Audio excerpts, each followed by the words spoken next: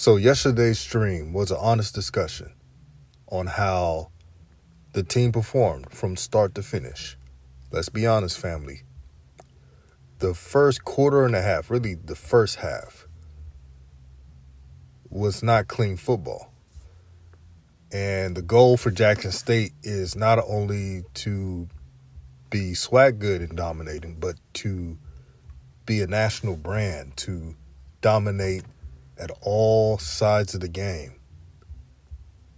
Coach Prime kept it real with the reporters, and he didn't sugarcoat. Guess what he graded this performance?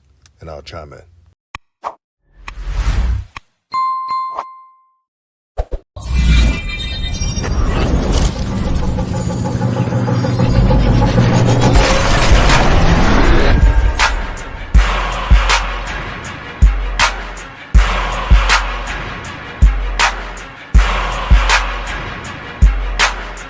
Played like garbage first half as normal.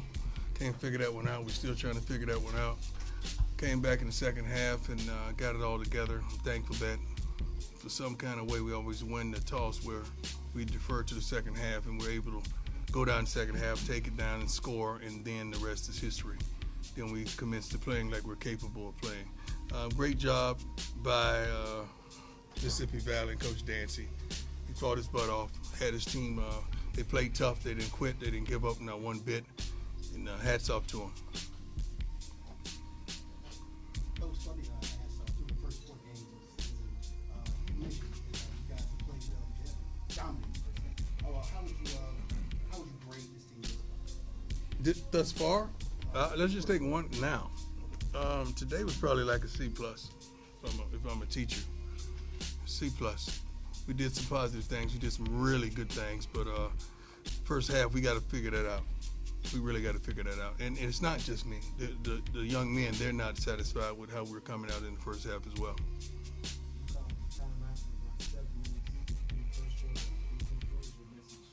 We got to get it together. We're gap control. A couple guys just trying to do their own thing and not just being disciplined and not being smart.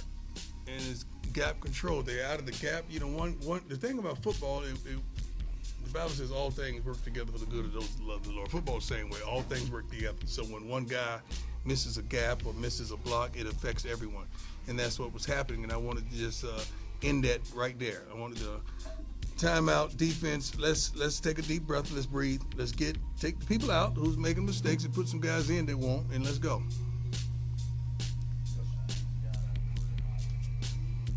What was the score? 49-7. Did we dominate? No, sir. 49-7 and we didn't dominate. We won, but we didn't dominate. I cut practice back a little bit this week. I don't know if you guys noticed, to try to give you a little more rest because I'm trying to bring solvency to the problem of the first half. I don't know why we go out flat in the first half. Second half we come out and dominate like we're supposed to. We got to fix this.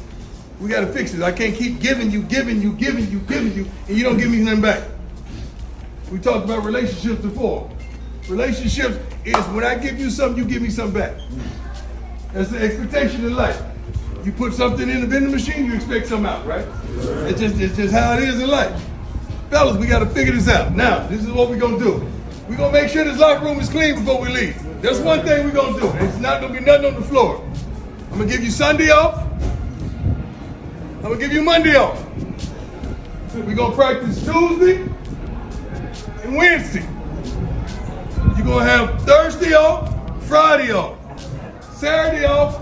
We practice it on Sunday. You have Thursday off. I can't believe I'm doing it. Friday off, Saturday off. We practice Sunday.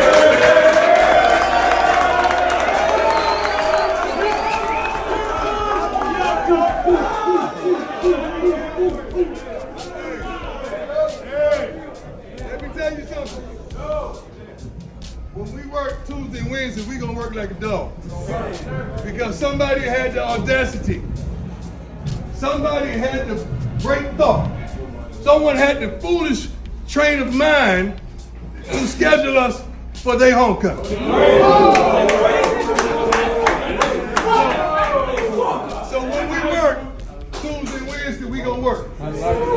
come back on Sunday, we gonna work. And next week, we gonna work. And when we go to Alabama, we gonna work.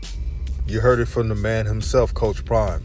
And this is why I respect his coaching and his mindset on his expectations. He told you the weaknesses of this team, the first half lapses on offense, even some on defense. Now, on my stream, I pointed out the reason why I don't get on defense that much is because they're the most consistent unit on this team. So even if they give up a long run or a play, a mishap, every once in a while, every once in a blue moon, that is, I trust that the defense fixes their problem like they usually do. And like you saw in this game, after that first score from Mississippi Valley State, they corrected it and dominated.